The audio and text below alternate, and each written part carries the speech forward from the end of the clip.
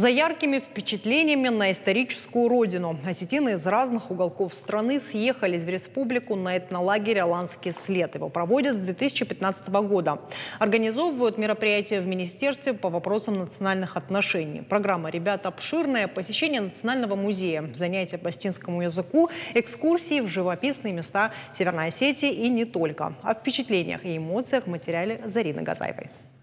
Людмила Демеева приехала из Самары, чтобы провести отпуск в Северной Осетии. Вдохновленная красотами республики, девушка решила поближе познакомиться с исторической родиной. Ей представилась возможность стать участником культурно-образовательного этнолагеря «Аланский след». Нам в группу «Самарские осетины» написали, что есть такой-то проект и нужно поехать несколько человек. Вот. Не так все было просто, но я думаю, что это Божий замысел. Все сложилось очень легко, и я очень рада. Почувствовала, что это важно, это нужно, и это хорошая возможность, и ею обязательно нужно воспользоваться. Этнолагерь «Аланский след» вновь распахнул свои двери для осетин из разных регионов страны. Проект реализуется с 2015 года. Организатор Министерства по вопросам национальных отношений республики при содействии Комитета по молодежной политике и спорту, а также общественного движения «Высший совет осетин». Рады вас приветствовать на очередном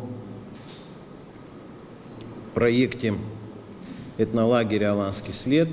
Для участников летних культурно-образовательных курсов из разных регионов Краснодарского края, Ярославской и Самарской областей, Ханты-Мансийского автономного округа, а также Республики Южная Осетия организованы различные ознакомительные занятия, экскурсии по историческим местам Северной Осетии, посещение музеев, достопримечательностей, мастер-классы по приготовлению осетинских пирогов и обучение национальным танцам. В рамках реализации проекта педагоги СОГО обучат участников азам осетинского языка. Очень мне понравилось мероприятие.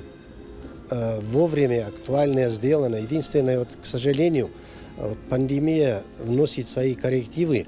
И очень многие, если раньше их было больше, сейчас туристов стало меньше. Но у меня есть глубокое убеждение, что в будущем их станет больше. Гостей республики ждет яркая и насыщенная программа. Стать участниками могут все желающие в возрасте от 18 до 35 лет. Основная идея проекта «Аланский след» – познакомить осетин, проживающих за пределами своей исторической родины, с национальными традициями и культурой. Зарина Газаева, Давид Битиев, Новости Осетии.